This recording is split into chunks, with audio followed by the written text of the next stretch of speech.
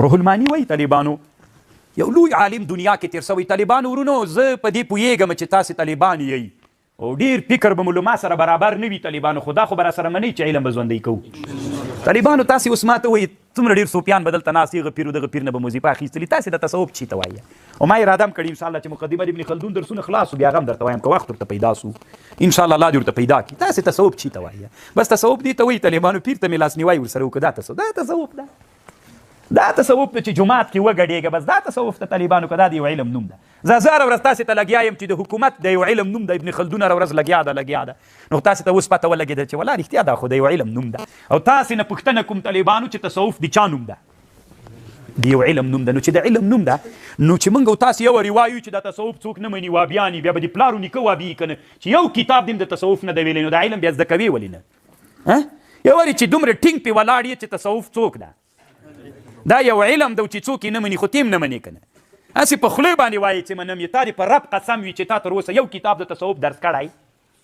ولې په مدرسو کې نن د تصوف کتاب نشته ده چې دا دومره په لسګونو کتابونه له هغه نه راشروع خو یو کتاب راځئ د تصوف هم راوړئ که نه څنګه به یې کوو؟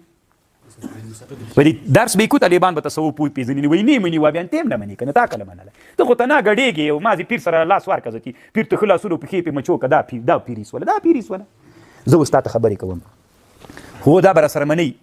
زه تېر کال طالبانو ټول افغانستان علما یې راجمع کړي ول شیخ بې نصاب جوړو. نصاب مو جوړ کړ طالبانو. ما ډېر کوشش دا وکړو چې په نصاب کې زه د مجدد الفساني مکتوبات ور داخل کړم خو دا علماو ځکه ونه منه راسلي وي دا ډېر سخت.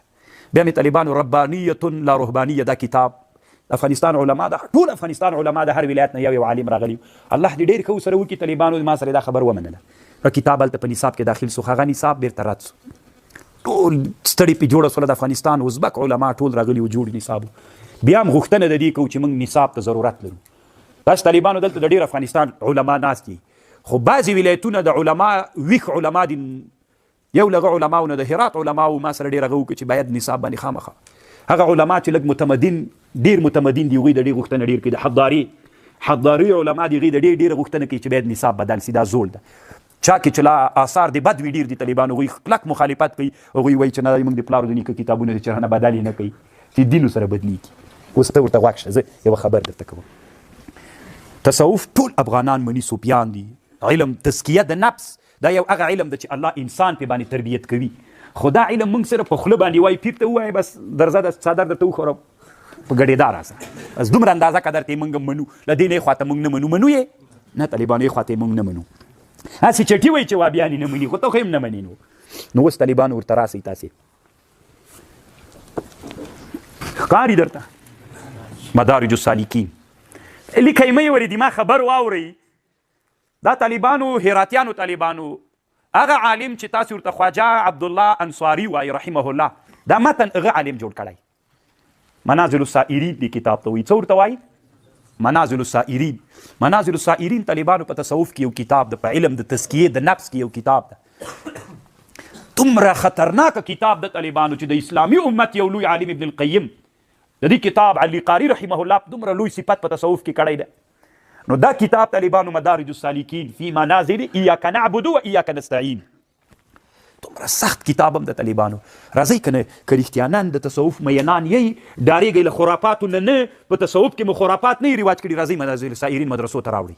خطرناکه مولا ته یې ورکئ درس دي کي په رب العالمین قسم که دا کتاب رد سو دغه پیران چې نن خلکو خدایان ترنه جوړ کړي که د دوی پیرتوب باطل نه سو بیا چا په پیرتوب باندې ونیول چې هر څه راته وایه ولې نه راوړئ کتاب مدرسې ته بس په دې باندې خلک غولوئ چې تصوف څوک ده حق ده.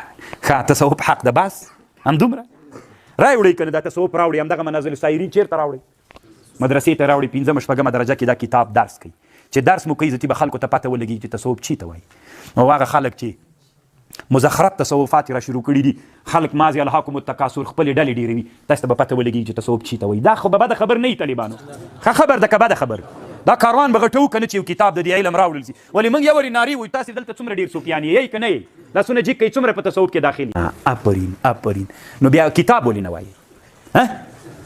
تاسې فقها یې یو سړی وایي زه فقي یم فقي یم څوک چې فقه نه مني وابي نو خو فقه خو به دې زده یي که نه ویلي به دي نو تا څه زده دي بس همدومره دې زده دي چې دا وایه او دا مه وایه دغه جې کې وایي بېرته نه بیعت خلاص پیر ته جمعه کې ورې ورسه 2 میاشتو کې بس دا سو طالبانو علم نه ده دا تاسې اوس ورته غوږ سئ طالبانو.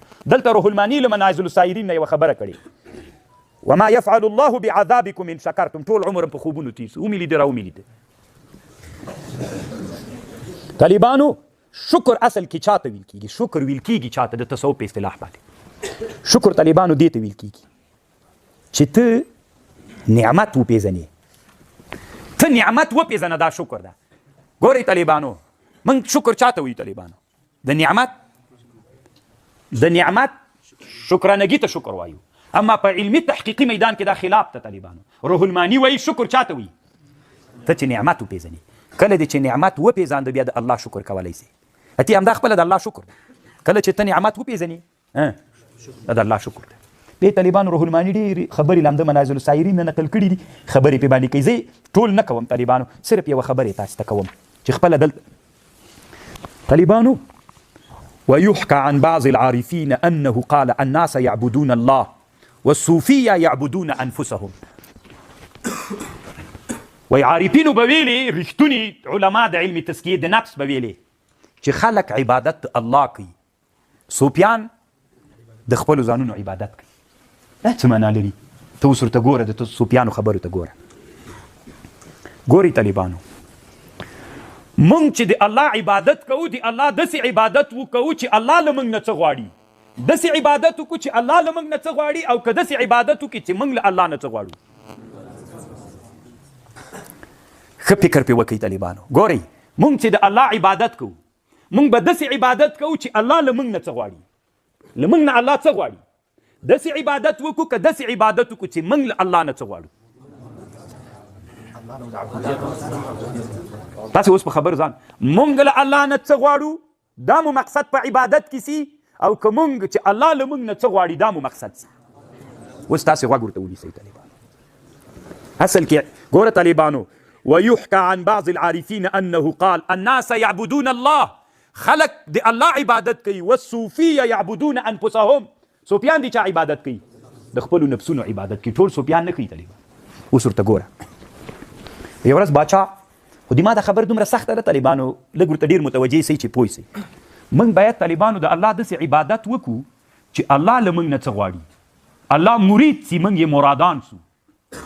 الله له موږ نه څه غواړي باید موږ داسې الله ته تسلیم سو، الله داسې عبادت وکړو. او دا چې موږ له الله نه څه غواړو دا طالبانو د صوفیانو عبادت ته بیا د عارفینو عبادت وکړي چې الله له موږ نه څه غواړي، داسې عبادت وکړي. که ته الله نه شی غواړې، اوس دې پوه کوم طالبانو. په یو ورځ بادشاه هغه ته لاړو. بادشاه یو غلام ساتلی و طالبانو، ښایسته نه و ډېر، بس بادشاه به ډېره توجه ورته کوله. وایي دا نورو به ورته ویلې که نه چې دومره ډېر غلامان دي، هغه لږ ښایسته غوندې هم دي، د قیمت خو هم ډېر زیات نه ده، نو دا ته ولې ډېره توجه ورته کوې بادشاه؟ بادشاه ورته ویلې تاسې څه کوئ؟